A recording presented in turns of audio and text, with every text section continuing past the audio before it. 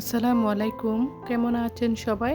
আশা করছি যে যেখান থেকে আমার ভিডিওটি দেখছেন সবাই সুস্থ ও ভালো আছেন। আমাদের অ্যাপার্টমেন্টে অনেকগুলা গরু আসছে, তো ছেলে মেয়েরা দেখতে গেছে নিচে। তো আমার মেয়ে এই তো দাঁড়িয়ে গরুগুলা দেখতেছে আর ভয়ও পাচ্ছে। এর আগে আমরা কিছু কেনাকাটা করেছি, তো সাথে আমার মেয়ে একটা খেলনা কিনছে, সেটা পার্কে বসে এই তো আনবক্সিং করতেছে। তো বাইরে গেলে ও তো খেলনা কিনে, সব সময় এটা ছোটোখাটো যে কোনো খেলনা কিনে, অনেক বড় খেলনা কিনে তা না, কিন্তু ছোট্ট একটা খেলনা দিলে ও খুশি হয়ে যায়। এই সুইমিং পুলটাতে এখন বাচ্চারা সাঁতার শিখতে পারবে। কিছুদিন আগে পানিগুলো ময়লা ছিল, এখন পরিষ্কার করে দিছে, তো বাচ্চাদের জন্য ভালো হয়েছে। তো আমার বোনের মেয়ে আমার ছেলেরা চাউমিন খেয়ে নিছে, বাইরে থেকে আসার সময় ওরা চাউমিন নিয়ে আসছে আর আমি ওদের পরে আসছিলাম, কেননা আমি কিছু কেনাকাটা করছি। তো মেয়ের জন্য রাফিউসের জন্য বাসায় পড়বে আর কি, সেগুলা মানে কয়েকটা কাপড় কিনেছি। আর ছেলে এবং ছেলের বাবার জন্য দুইটা করে গেঞ্জি কিনেছি, বেশি কিনি নাই, কেননা এই ঈদে তো মোটামুটি আমি মার্কেটিং করি না বলেছিলাম, কিন্তু বাসায় শ্বশুর বাড়িতে গেলে বাসায় পরতে পারবে, তাই এই কাপড়গুলা নর্মাল কাপড়গুলা কিনে আনছি। আর ঈদের ভারী কাপড়গুলা তো আছে, ওইভাবে পরা হয় নাই। এই তো এই কালো প্যান্টটা আমার মেয়ে অনেক পছন্দ করেছে, লাল গেঞ্জির সাথে কালো প্যান্টটা খুব সুন্দর দেখতে, আর পরলেও ভালো লাগবে। তো আমার মেয়ে ইদানিং শর্ট প্যান্ট পরতে চাচ্ছে না, সেজন্য ওর জন্য ফুল প্যান্টওয়ালা কাপড় নিতে হয়। আর আমার মেয়ে যে কোনো কাপড়ের সাথে ফুল প্যান্ট পরতে চাচ্ছে, তো ওর জন্য এখন আমি ফুল প্যান্টওয়ালা যে কাপড়গুলো সেট কাপড় থাকে সেগুলাই কেনার চেষ্টা করতেছি। ভিডিওর এ পর্যন্ত কে বা কারা আছেন জানি না, প্লিজ আমার প্রিয় মিষ্টি আপুরা একটি লাইক দিয়ে কন্টিনিউ করবেন। আমি বাসায় এসে ওর খেলনাটা দেখতেছিলাম, আসলে এটা হচ্ছে একটা রং পেন্সিল বলতে রং করা যায় আর কি। তো দেখতে খুব সুন্দর, আর একটা কলমও আছে, 160 টাকা করে নিয়েছে। দেখতে অনেক সুন্দর এই কলমগুলা, কিন্তু ও 2 দিনও রাখে না, ভিতরের এই ডায়মন্ডগুলা বের করে ফেলে দেয়, ছোট ছোট দানার মতন কতগুলা ডায়মন্ড আছে। তো এই রঙের কলমগুলো আমি দেখতেছিলাম, প্রথমে আমি বুঝিনি এটা যে রঙের কলম। তো পরে যখন দেখতেছি না, এটা এক একটা কালার আর কি, বলের মতো। তো খুব সুন্দর দেখতে, সাজানো যায়। তো আমি এদিকে কাপড়গুলো দেখতে দেখতে এক আপুর ভিডিও দেখতেছিলাম, তো আপনারা গেস করবেন এটা কোন আপুর ভিডিও আমি দেখতেছি। তো আমার অনেক ব্যস্ততার মধ্যে দিনগুলো যাচ্ছে, বাড়িতে যাব, গোছগাছ করতেছি। আর এই শপিংগুলো হচ্ছে মানে একদিনের না, আমি যখনই বের হয়েছি তখন একটু একটু করে করে রেখেছিলাম। তো এই কাপড়টাও আগে কিনেছি, তো আমার মেয়ে একটু ট্রাই করে দেখতেছে আর পোজ দিয়ে একদম পিক তুলতেছে। তো এই প্যান্টগুলো খুব পছন্দ করে, তাই ও খুশি মনে এই প্যান্ট পরে একদম পোজ দিচ্ছে কাপড়টা পরে আর কি। আর এটা হচ্ছে রাতের ভিডিও, আপনাদের ভাই আসার সময় আমি আর আমার বোনের মেয়ের জন্য দুইটা ড্রেস নিয়ে আসছে সেম কালারের।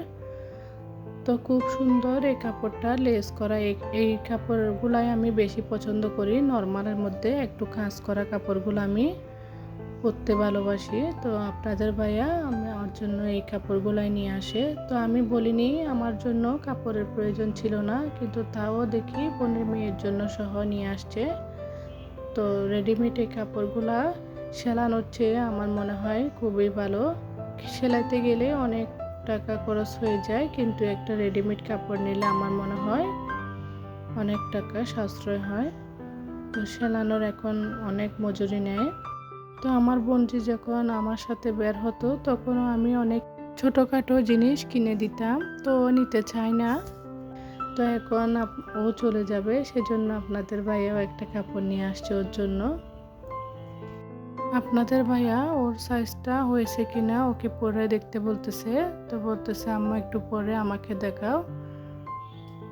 পরে দেখার পর আবার এখন আমরা একটু আপনাদের সাথে শেয়ার করে ভাঁজ করে রেখে দিচ্ছি।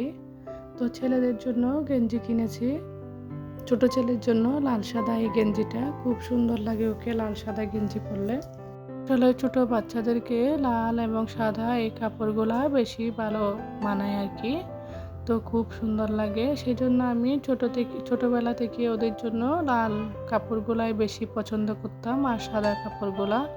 তো সাদা কাপড় পরলে ছোটবেলায় অনেক দাগ করে ফেলতো, তাও আমি সাদা কাপড়ই নিতাম। তো বড় ছেলের জন্য তো এর আগে ওর কাপড়টা দেখিয়েছিলাম। এগুলা হচ্ছে আপনাদের ভাইয়ার কাপড়। ও বলছে 2টা গেঞ্জি নিতে, তো ওর জন্য আমি 2টা গেঞ্জি একই ডিজাইনের কিন্তু কালারের মধ্যে ব্যবধান আর কি। তো ছেলেদের কাপড়ের তেমন একটা ডিজাইনের কোনো প্রয়োজন হয় না, মানে যেরকমই পরে ভালোই লাগে।